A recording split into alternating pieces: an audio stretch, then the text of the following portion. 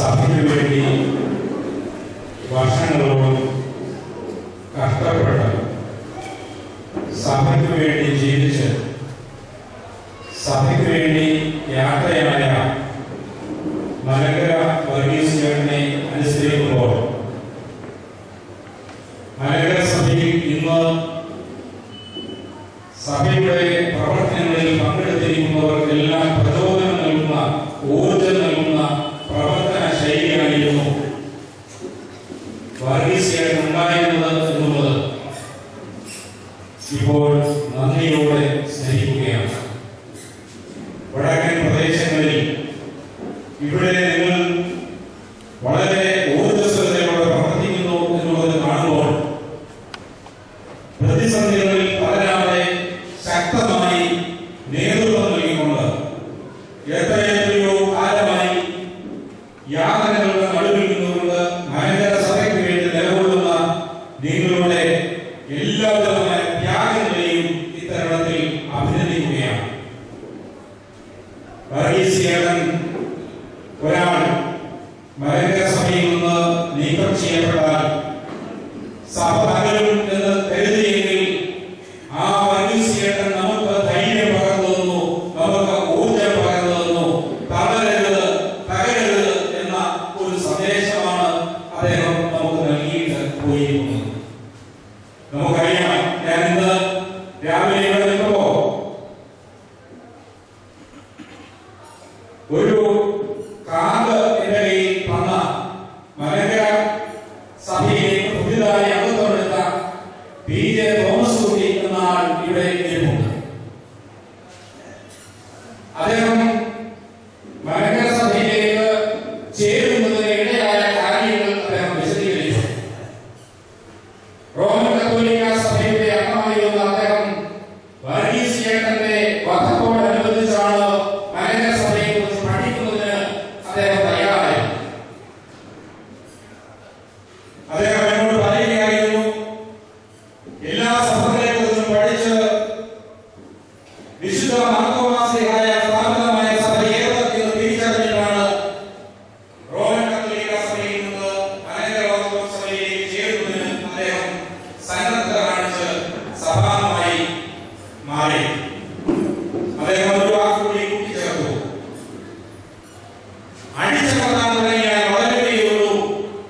ഒരാളെ ഇല്ലാതാക്കാൻ ശ്രമിച്ചപ്പോൾ ഞങ്ങൾ 4 പേർ ഈ സഭയിലേക്ക് വന്നില്ലേ എന്ന് ചോദിച്ചു. ഇത് നമ്മളെ അടിച്ചമർത്താൻ ശ്രമിക്കുന്നവർ ആരൊക്കെയാണെങ്കിലും അവർക്ക് ചിന്തിക്കേണ്ട ഒരു വസ്തുതയാണ്. ഇപ്പോൾ പീഡനങ്ങളുടെ കാലമാണ്. നമുക്ക് സഭയെ സംബന്ധിച്ചിടത്തോളം പീഡനങ്ങളുടെ കാലമാണ്. പക്ഷെ നമുക്ക് ധൈര്യം പകർന്നുകൊണ്ട് വർഷവർഷാന്തരങ്ങളോളം പീഡനങ്ങളിലൂടെയാണ് നമ്മുടെ പിതാക്കന്മാർ പീഡനങ്ങൾ സഹിച്ചാണ് മലങ്കര സഭയെ വളർത്തിയത്. ഇത്രമാത്രം പീഡനം സഹിച്ച ഒരു സഭയിൽ ലോകത്തൊരിടത്തും കാണില്ല.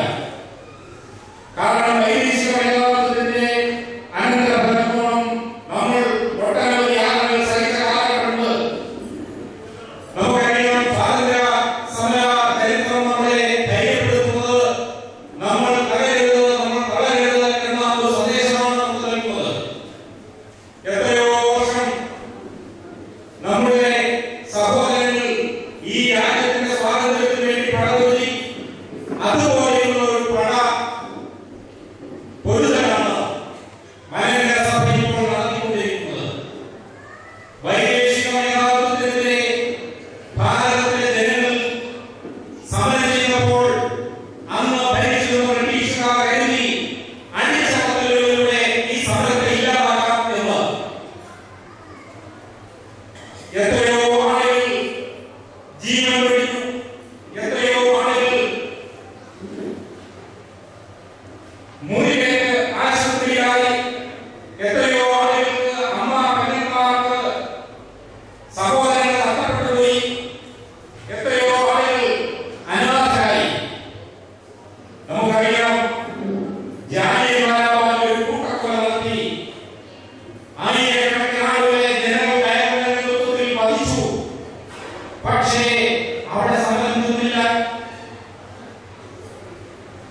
സൈമൺ കമ്മീഷൻ ഇന്ത്യയിലേക്ക് വന്നപ്പോ അത് ഇന്ത്യക്കാരാകില്ല എന്ന് പറഞ്ഞുകൊണ്ട് ഇന്ത്യൻ ജനത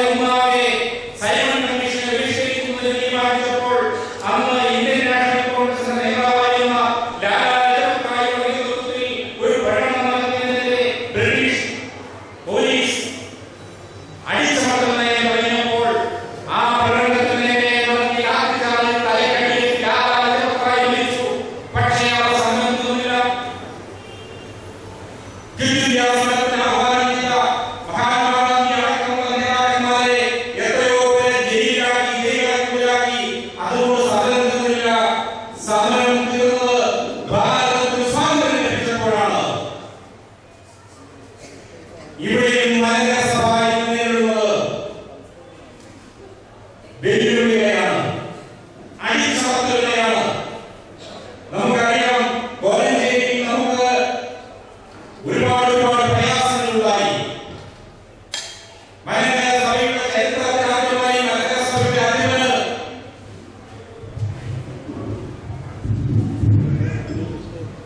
ഒരു ഉപവാസം നടത്തേണ്ട സാഹചര്യമുണ്ടായി. ഉപവാസം ഒരു ദിവസം നേരിട്ടപ്പോൾ ഭരണാധികാരികൾ കരുതി ഈ സമരം നാളെ അവസാനിക്കും. 2 ദിവസം നേരിട്ടു. അങ്ങനെ 8ാം ദിവസമായപ്പോൾ സർക്കാരിന് ബോധ്യമായി, ഭരണാധികാരികൾക്ക് ബോധ്യമായി എങ്ങനെയെങ്കിലും അവസാനിപ്പിച്ചേ പറ്റൂ. കാരണം നമ്മുടെ സഭയിലെ എല്ലാ വിഭാഗം ആളുകളെയും ശക്തരാക്കി നിർത്തിക്കൊണ്ട് എത്രയോ മഹാസമ്മേളനങ്ങൾ നടത്തിയാൽ കിട്ടാത്ത ഊർജ്ജമാണ് പരിശുദ്ധ കാതോലിക്ക ബാബാജിനെയും അഭിനന്ദനായ സേവകനെയും നിരാഹാരം രക്ഷിച്ചപ്പോൾ നമ്മുടെ സഭയിൽ രൂപം കൊണ്ടുവന്നത് ഒരു വലിയ ശക്തിയായിരുന്നു. ഈ തിരിച്ചറിവുണ്ടായപ്പോഴാണ് ഗവൺമെന്റ് എങ്ങനെയെങ്കിലും നമ്മുടെ പ്രശ്നം പരിഹരിക്കണം എന്ന് ആഗ്രഹിച്ചത്. നമുക്ക് ഉറപ്പ് തന്നു, 15 ദിവസത്തിനുള്ളിൽ സഭായകരുടെ പ്രശ്നങ്ങൾ തീർക്കാം. അങ്ങനെ സഭായകരുടെ പ്രശ്നങ്ങൾ തീർക്കാൻ സാധിക്കുന്നില്ല എങ്കിൽ തുടർന്നുള്ള 2 ദിവസത്തിനുള്ളിൽ കോടതി വിധി നടപ്പിലാക്കും എന്ന് അവിടെ പറഞ്ഞു. നമുക്ക് എഴുതി തന്നതാണ്. നമ്മുടെ പിതാക്കന്മാർ നേരുവാണല്ലോ, നമ്മുടെ വൈദിക സംഘടന നേരുവാണല്ലോ, നമ്മുടെ ആത്മായ നേതാക്കന്മാർ ഉൾപ്പെടെയുള്ള ആത്മായ വിശ്വാസികൾ നേരുവാണല്ലോ. ഒരു ഭരണകൂടം തരുന്നതാണ് ഈ ഉറപ്പ് എന്നതിന്റെ അടിസ്ഥാനത്തിൽ നമ്മൾ വിശ്വസിച്ച് പരിശുദ്ധ കാതോലിക്ക ബാബാജിനെയും അഭിനന്ദനായ സേവകനെയും ഉപവാസം അവസാനിപ്പിച്ചു. പക്ഷേ പിന്നീട് നമ്മുടെ ആളുകൾ ചോദിക്കുന്നു, ഉപവാസം അവസാനിപ്പിച്ചപ്പോൾ എങ്കിലും എവിടെ? എന്തുകൊണ്ട് കോലഞ്ചേരി പള്ളി തുറന്നു വരുന്നില്ല? ചർച്ചകൾ ഓരോ ആഴ്ചയിലും ഇങ്ങനെ നടക്കുകയാണ്. ഓരോ ദിവസം കഴിയുമ്പോൾ പുതിയ വിഷയങ്ങൾ ചർച്ചയിൽ ഉൾക്കൊള്ളിക്കുകയാണ്. ചർച്ച ക്രമാനുഗതമായി തുടരുന്നു. പക്ഷേ ഫലമില്ല. അതിനുശേഷം നമുക്കറിയാം മാമലശ്ശേരിയിൽ നടന്ന സംഭവം. ഞാനിവിടെ പറയുന്നത് ഇതിന്റെ ഇടയിൽ ജീവിക്കുന്ന നിങ്ങൾക്ക് ഇതൊന്നും കണ്ട് പതരരുത് എന്ന് പറയുന്നതിന് വേണ്ടിയാണ്. മാമലശ്ശേരിയിൽ അവിടെ അതിക്രൂരമായ കുറെ ആളുകൾ വധിച്ചു. ഞാൻ സാധാരണ ആശുപത്രിയിൽ വന്ന് കാണുന്നവരോട് ഒരു കാര്യം പറയാറുണ്ട്. പൊതുസമ്മേളനമായതുകൊണ്ട് ഞാൻ അത് എന്താണെന്ന് പറയുന്നില്ല. പക്ഷേ അവിടെ വന്ന് കണ്ടപ്പോൾ 2 പേർ, ഒരാൾ ICU കിടക്കുന്നു. കണ്ണ് നഷ്ടപ്പെടുന്ന അവസ്ഥയിൽ കണ്ണ് കണ്ടപ്പോൾ ഹൃദയവേദനയായിരുന്നു എനിക്ക്. മലങ്കര സഭയ്ക്ക് വേണ്ടി പള്ളിയിൽ പോയി പ്രാർത്ഥിച്ച ഒരാൾ തിരികെ വരുമ്പോൾ ആക്രമണത്തിനിരയായാണ്. വേറെ 3 പേർ ആശുപത്രിയിൽ അടുത്ത കട്ടിലിൽ കിടക്കുന്നു. ദയനീയമായ കാഴ്ച.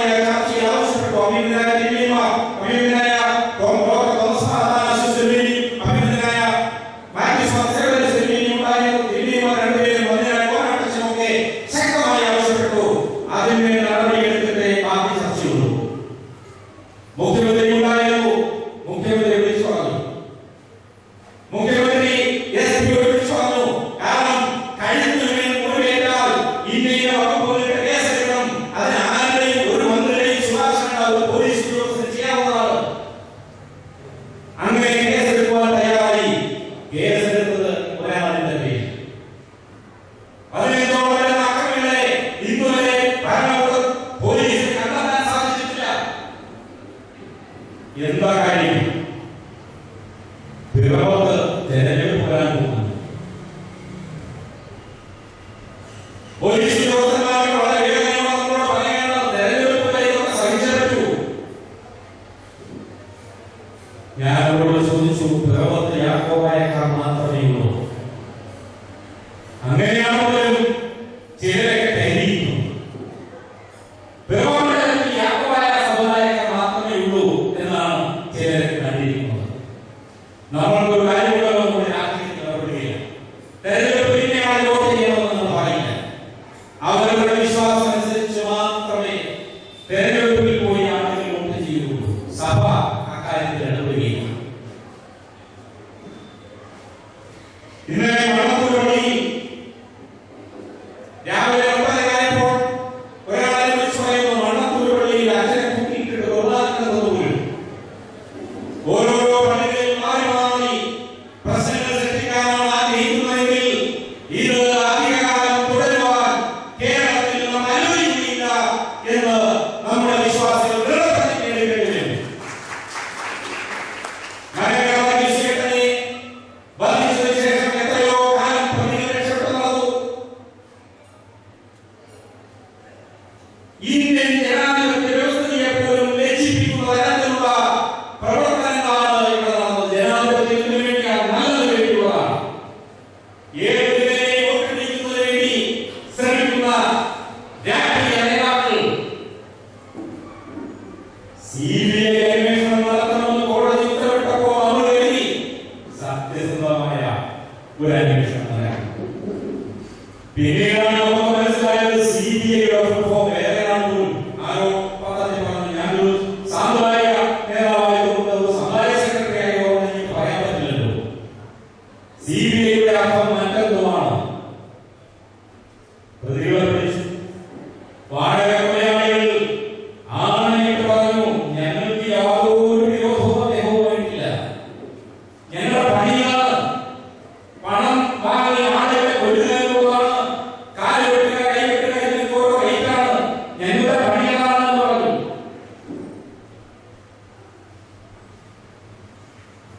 പ്രതികൾ ആരുടെ കയ്യിൽ നിന്നാണ് പണം വാങ്ങിയതെന്ന് പറഞ്ഞു. അപ്പോൾ ലോക്സഭയുടെ അംഗത്തിന്റെ നേതൃത്വത്തിൽ കേരളത്തിൽ നിന്നൊരു ഡെലിഗേഷൻ ഡൽഹിയിലേക്ക് പോയി CBI സ്വാധീനിക്കാൻ. മലയാളീസിന്റെ ആത്മാവ് ഇത് പൊറുക്കില്ല. കോടതി പിന്നീട് ബോധ്യമായി ഈ കേസന്വേഷണം ശരിയായ രീതിയിലല്ല നടന്നിരിക്കുന്നത്. കേസന്വേഷണം ശരിയായ രീതിയിലല്ലാത്തതുകൊണ്ട് ഇന്ത്യയിലെ കാര്യങ്ങൾക്ക് ഉത്തരം കണ്ടെത്തുവാൻ CBI-യോട് ആവശ്യപ്പെടുകയാണ്. ഉത്തരം കണ്ടെത്തേണ്ടത് ശ്രേഷ്ഠ കാതോലിക്ക എന്ന് പറയുന്ന തോമസ് പ്രഥമൻ കാതോലിക്ക ബാബായുടെ ഈ കാര്യത്തിലുള്ള പങ്ക് അന്വേഷിക്കണം. ഇത് കൂടുതൽ എങ്ങനെയാണ് ഒരു കോടതി പറയുക? അദ്ദേഹം പ്രതിയാണെന്ന് പറഞ്ഞില്ലേ? അദ്ദേഹത്തിന്റെ പങ്ക് അന്വേഷിക്കണമെന്ന് പറഞ്ഞാൽ പങ്കുണ്ട്, അത് എത്രമാത്രം അതിന് ഏറ്റക്കുറച്ചിലുണ്ട് എന്നുള്ളത് മാത്രം അന്വേഷിച്ചാൽ മതി. പങ്കുണ്ട്, പണം നൽകി ജയിച്ചു. ഒരു വൈദികൻ ഈ കുറ്റമെല്ലാം ഏറ്റെടുത്തു പോലും. ആ വൈദികനെ ഇന്ത്യയുടെ ചരിത്ര സ്വതന്ത്ര ഇന്ത്യയിൽ, അതുകൊണ്ടാണ് ഞാൻ പറഞ്ഞത് ലജ്ജാകരമായ അവസ്ഥയാണ്. സ്വതന്ത്ര ഇന്ത്യയിൽ, സ്വതന്ത്ര ഭാരതത്തിൽ ഇന്നുവരെ ഒരു കൊലക്കേസ് പ്രതിയെ അറസ്റ്റ് ചെയ്യാത്ത ഒരു സാഹചര്യം ഉണ്ടായിട്ടില്ല. ഒരു കൊലക്കേസ് പ്രതിയെ അറസ്റ്റ് ചെയ്യാതിരുന്ന സാഹചര്യത്തിൽ കോടതിയിൽ നമ്മുടെ വക്കീല് ഇന്ന പ്രതിയെ അറസ്റ്റ് ചെയ്തില്ലല്ലോ, ഒന്നാം പ്രതിയെ അറസ്റ്റ് ചെയ്തില്ലല്ലോ, രണ്ടാം പ്രതി ജയിലിൽ കിടക്കുന്നു എന്ന് പറഞ്ഞപ്പോ CBI-യുടെ വക്കീൽ പറയുകയാണ്, പ്രതി സഹകരിച്ചുകൊണ്ട് അറസ്റ്റ് ചെയ്തത്. നമ്മളെ കണ്ടിട്ടില്ലേ? കാഞ്ചി മഠാധിപതി സഹകരിച്ചില്ലേ? കാഞ്ചി മഠാധിപതിയെ അറസ്റ്റ് ചെയ്തില്ലേ? ലാലു പ്രസാദ് യാദവ് ബീഹാറിന്റെ മുഖ്യമന്ത്രിയായിരുന്നു, സഹകരിച്ചില്ലേ? അദ്ദേഹത്തെ ജയിലാക്കിയല്ലോ. ഈ അടുത്തിടെ മന്ത്രി A. രാജ സഹകരിച്ചല്ലോ, വിളിച്ചിടത്തൊക്കെ ചെന്നല്ലോ, അദ്ദേഹത്തെ അറസ്റ്റ് ചെയ്തു. ജയിലിനുള്ളിൽ എംപിമാർ എത്ര പേര് കിടക്കുന്നു അറസ്റ്റിലായവരല്ലേ? ഈ സിബിഐയുടെ വക്കീലിന് ഇത് പറയാനുള്ള പ്രചോദനം നൽകിയതായി പ്രതി സഹകരിച്ച പിന്നെ അറസ്റ്റ് ചെയ്യണ്ട. അങ്ങനെയെങ്കിൽ ഒരാളെ കൊന്നിട്ട് നേരെ പോലീസ് സ്റ്റേഷനിൽ നിന്ന് ഞാനാണ് കൃത്യം ചെയ്തതെന്ന് പറഞ്ഞാൽ ആളിനെ അറസ്റ്റ് ചെയ്യണ്ടായിരുന്നു. ഇത് നടന്നത് പ്രബുദ്ധ കേരളത്തിലാണ്. നമ്മുടെ ജനതയെ കണ്ടില്ല എന്ന് നടിക്കുന്നുവെങ്കിൽ ഒരു മത നേതാവിന് എന്തും ചെയ്യുന്നതിനുള്ള ലൈസൻസ് നൽകുകയായിരുന്നു. ഇവിടെ മാനശ്ശേരിയിൽ നമ്മൾ എഴുതി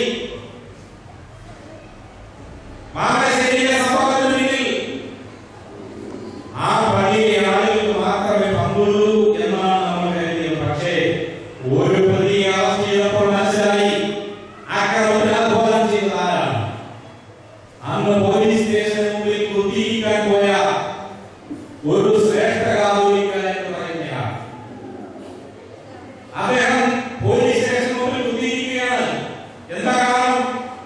അദ്ദേഹത്തിന്റെ കൂടെയുള്ള ഗുണ്ടയിൽ ഒന്നിനെ പിടിച്ച് പോലീസ് കൂട്ടിക്കൊണ്ടുപോയി. സഹവാസം അവരോടൊപ്പമായിരുന്നു. അതിൽ ഒരാളെ കൊണ്ടുപോയപ്പോൾ വേദനയുണ്ടായി. നേരെ പോലീസ് സ്റ്റേഷനെ പഠിക്കാൻ പോയി സത്യാഗ്രഹം അനുഷ്ഠിച്ചു. കുറച്ചു നേരം കഴിഞ്ഞപ്പോ എസ് പി വിളിച്ച് പറഞ്ഞു എന്നാണ് അറിയുന്നത്. പോലെ ഒരു റോഡുകളിലൂടെ കയറ്റി ചാക്കിലോ പറഞ്ഞപ്പോ തന്നെ പോയി വന്നു. എന്നിട്ട് പുറത്തു പറയുന്നത് എസ് ഐ സ്ഥലം മാറ്റിയതാണ്. എസ് ഐ അങ്ങനെയൊന്നും സ്ഥലം മാറ്റിയതല്ല. എസ് ഐ സ്ഥലം മാറ്റാനുള്ള ഓർഡർ ഒരു മാസം മുമ്പേ അതിനുള്ള തീരുമാനമായതാണ്. എനിക്ക്